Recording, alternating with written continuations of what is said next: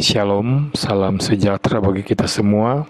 Saat ini saya akan membawakan renungan berdasarkan firman Tuhan yang terdapat di dalam Markus pasal 2 ayat 1-12 sesuai bahan MTPJ Sinode Gemim tanggal 12 sampai dengan 18 November tahun 2023. Bunyinya sebagai berikut. Orang lumpuh disembuhkan. Kemudian sesudah lewat beberapa hari, waktu Yesus datang lagi ke Kapernaum, tersiarlah kabar bahwa ia ada di rumah. Maka datanglah orang-orang berkerumun sehingga tidak ada lagi tempat, bahkan di muka pintu pun tidak. Sementara ia memberitakan firman kepada mereka, ada orang-orang datang membawa kepadanya seorang lumpuh, digotong oleh 4 orang.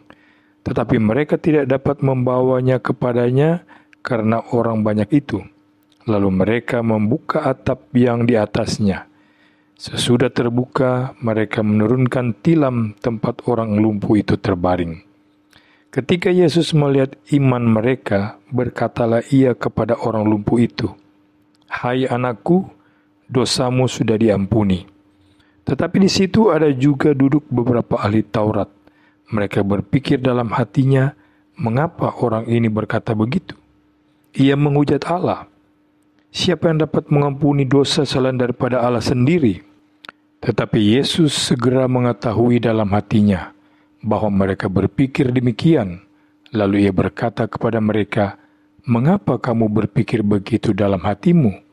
Manakah lebih mudah mengatakan kepada orang lumpuh ini, 'Dosamu sudah diampuni,' atau mengatakan, 'Bangunlah, angkatlah tilammu dan berjalan'?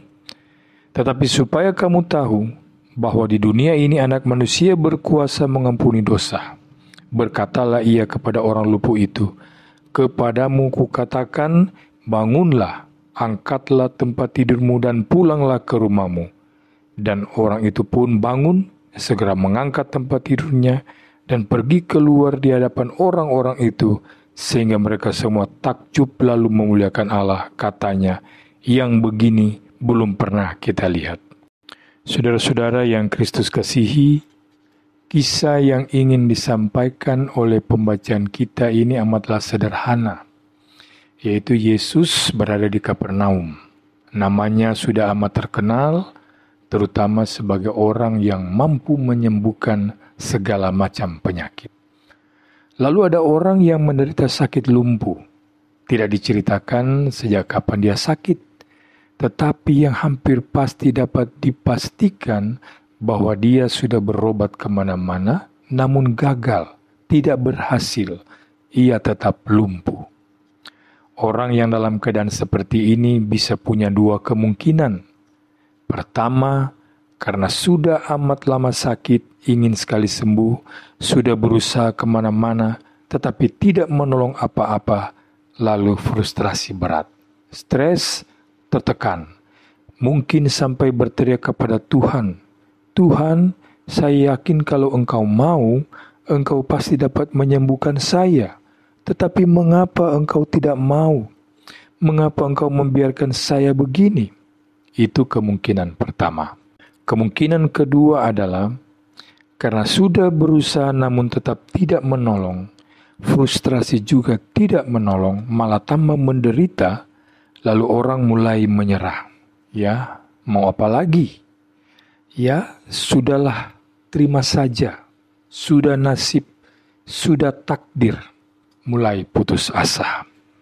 Itulah bahayanya kalau orang sudah menyerah, putus asa, terpaksa saja menerima keadaan, tidak berusaha apa-apa karena merasa tidak dapat berbuat apa-apa.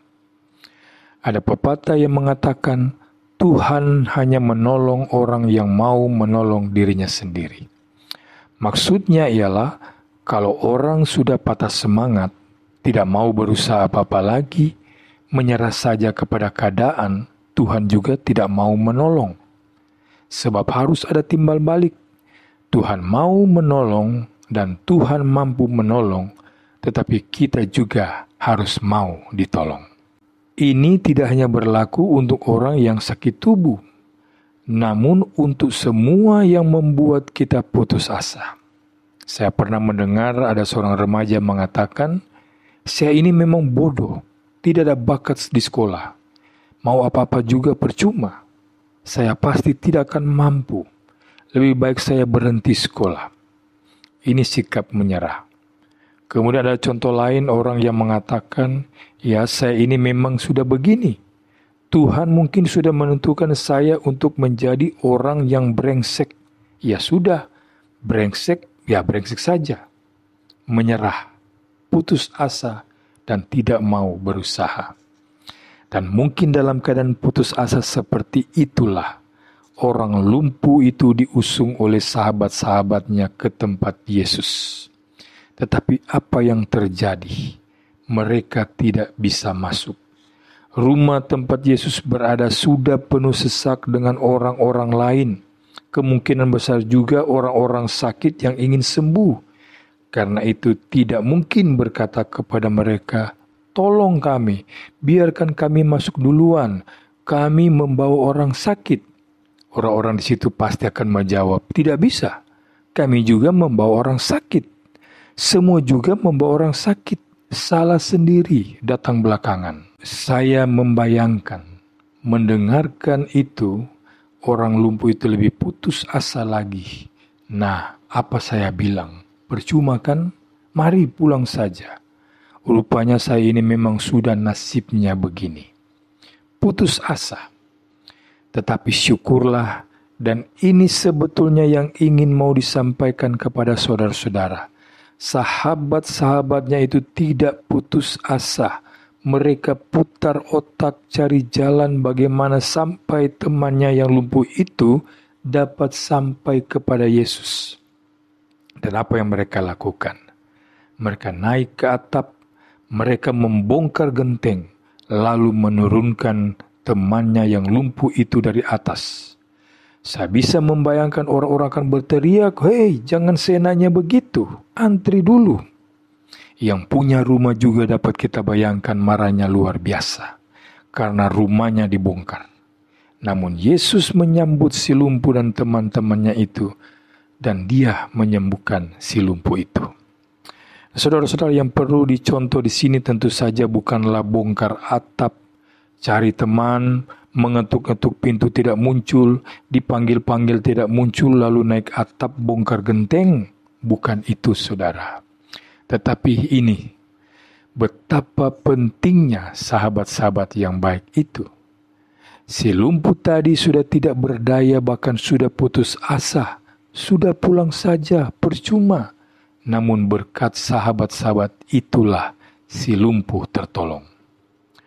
Dari renungan ini ada dua hal yang ingin disampaikan pada saudara-saudara. Yang pertama, kalau saudara berada dalam keadaan yang mirip dengan si lumpuh, merasa tidak berdaya, sudah jerah mencoba, mulai putus asa, merasa ditakdirkan sebagai orang bodoh atau menjadi orang brengsek dan pesakitan, saya mohon, saya serukan, carilah sahabat-sahabat yang baik. Sahabat-sahabat yang baik adalah sahabat-sahabat yang mau menolong saudara. Yang mendorong saudara untuk menjadi baik, bukan yang menjerumuskan saudara. Betapa sahabat-sahabat itu begitu menentukan, bisa menolong, bisa menjerumuskan. Yang kedua, kalau saudara melihat ada teman saudara yang dalam keadaan mirip si lumpuh itu, saya mohon dan saya serukan, jadilah sahabat-sahabat yang baik bagi temanmu itu. Jangan katakan, saya ini bisa apa? Jangan katakan percuma. Orang itu sudah tidak bisa ditolong lagi, percuma, sia-sia. Jangan katakan itu. Sahabat yang baik selalu berusaha mencari jalan dan pasti menemukan jalan. Asal berusaha dengan sungguh-sungguh.